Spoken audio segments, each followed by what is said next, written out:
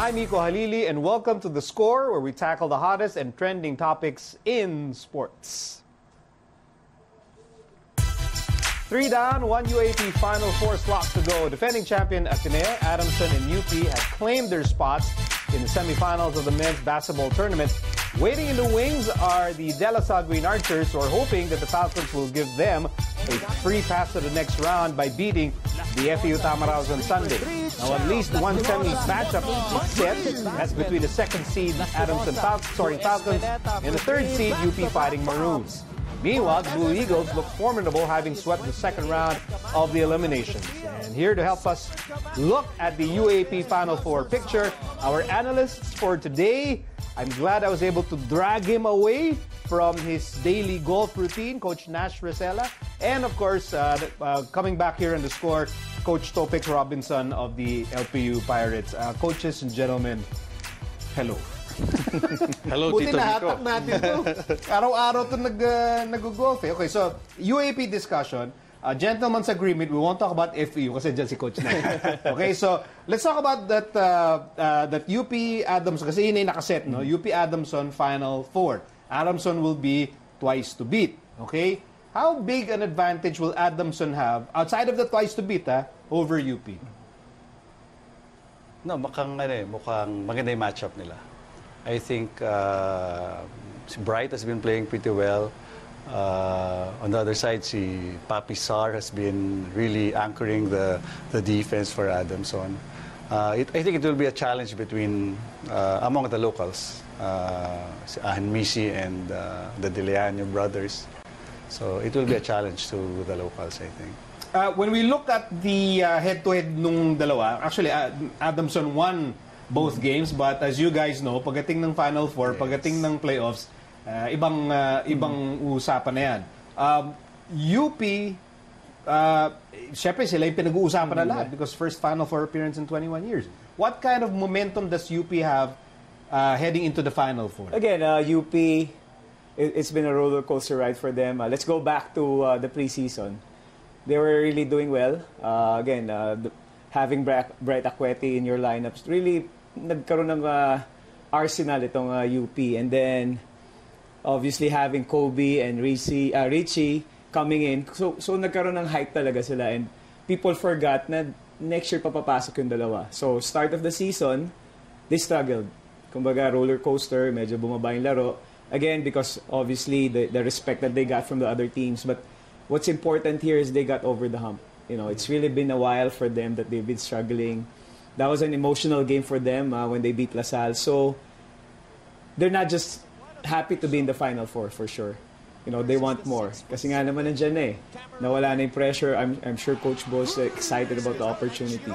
But ang challenge dito for UP is they don't really have any Final Four experience. So that's where dun papasok ngayon yung advantage ni Coach France because most of their players have Final Four experience. So that's gonna set a different ballgame for these two teams. Coach Nash said there's emphasis on the locals. So let's say on the Adamson side, I guess the first person that comes to mind would be like a Jerica Hanisi. He's had his frustrations and heartbreaks sa Final Four. And certainly, pagdating sa Final Four this year, ayaw niya maulit yun. And maganda pa, twice to beat pa sila ngayon, which is a big edge. Jerica Hanisi, how good has he been in this tournament, Coach Nash? I like how he developed as a player. Last year, he was kind of limited to just shooting the ball from the outside. Coach France really designing plays for him coming off screens. But this year, he has bigger responsibilities with the ball. Ngayon, makikita mo siya gumagamit ng ball screens, really creating for the offense. And that's why I think the numbers that he's producing now are a lot higher compared to last year. So it will be a challenge come this semifinals against UP. So Hanisi individually, but as a team, yung Adamson, we look at their, let's say, team rankings. Number 1 in steals, number 1 in turnover points, second in points allowed, number 2 in three-point field goal percentage, and number 2 in assists. No wonder they're twice to beat, Coach Topix. Again, that's gonna be a big advantage coming to the Final Four because, again, bago ang UP sa ganitong scenario, they might have veteran players, but yun nga yung sinasabi ng Sir Nico, it's yung depensa kasi ng Adamson is really the ones that's bringing them, giving them wins. So, they're gonna get UP out of their comfort zone, which is obvious with their defense. So, dun ngayon matetest talaga yung adjustment na gagawin ni Coach Bo and the rest of the Fighting Maroons. Ang strengths naman nila, Coach Bo, when you look at the rankings ng UP as a team, number 1 in points per game, number 1 in fast break points, number 1 in inside points. I guess malaking bagay yung Bright Acuete in that category. And number 1 in assists. Saan ba magaling talaga UP, Coach Nash? There's a balance between yung inside and outside game nila. Again, you were talking about Acuete being the anchor of the offense pagdating dun sa poste. Now, the most critical player to them is the younger Diliano. Juan Gomez Diliano. Yes, he does a lot of things for them. And then, pag tinignan mo siya compared to last year, he has matured a lot. Last year, he was looking to score a lot more. But this year, ang galing, nagde-develop siya for his teams.